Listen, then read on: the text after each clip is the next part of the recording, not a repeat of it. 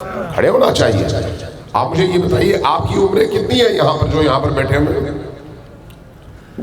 ایک آدھ بزرگ کے علاوہ سارے کے سارے جوان ہیں، اور بالعموم شاید 35 سال سے کم کے جوان ہیں بالعموم جو مجھے چہرے نظر آ رہے ہیں.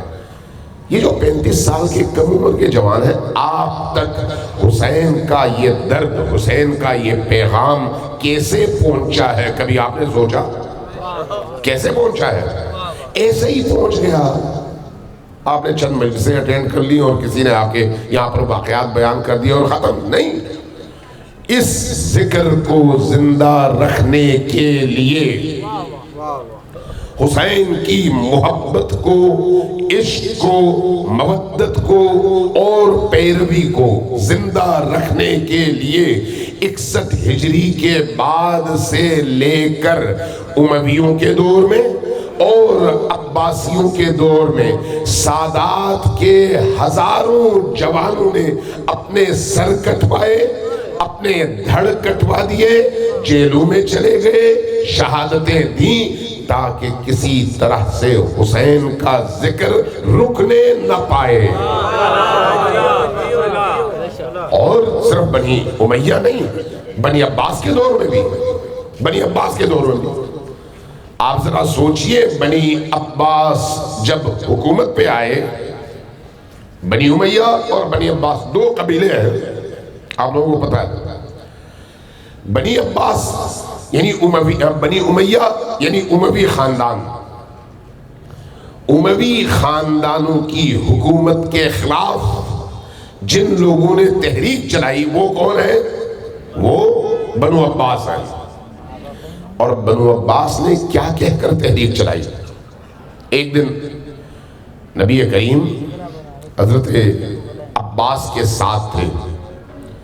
روایات میں آیا ہے کہ حضرت عباس کو مخاطب کر کے کہا کہ چچا جان، وہ کیسا وقت ہوگا جب آپ کے بچے میرے بچوں کو قتل کریں گے؟ حضرت عباس نے دیکھا اور کہا کہ یا رسول اللہ، کیا ایسا بھی ہوگا؟ عرض کیا ہاں ایسا ہوگا، ایک وقت آئے گا جب آپ کے بچے میرے بچوں کو قتل کریں گے، ذبح کریں گے اور ان کو نیست و نابود کریں گے. کہا پھر آپ اجازت دیجئے میں اپنے آپ کو بانجھ عقیم کر لوں تاکہ میری کوئی اولاد ہی نہ ہو، میری کوئی اولاد ہی نہ ہو. فرمایا کہ نہیں، اللہ نے تقدیر میں لکھ دیا ہے کہ انہی قربانیوں کے ذریعے سے میری اولاد کے پاکیزہ خون کے بہنے سے دین معاشرے کے اندر تا قیامت زندہ ہو جائے گا. اب آپ دیکھیے، بنی عباس اٹھے، ان کا نعرہ یہ تھا کہ ہم حکومت اور خلافت واپس آل محمد کو دلوانا چاہتے ہیں. ان کا نعرہ یہ تھا.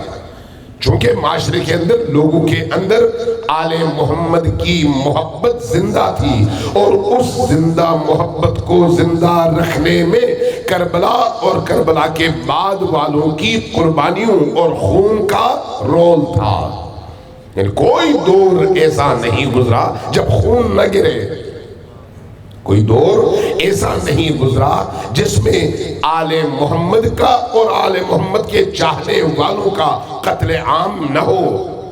کوئی دور ایسا نہیں گزرا جب آپ آل محمد کے دین کو آسانی کے ساتھ بیان کر سکیں. جہاں آپ نے بیان کیا وہیں پر آپ کی گردن اڑا دی گئی.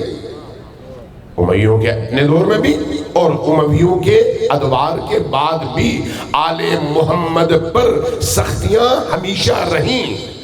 کیوں رہیں؟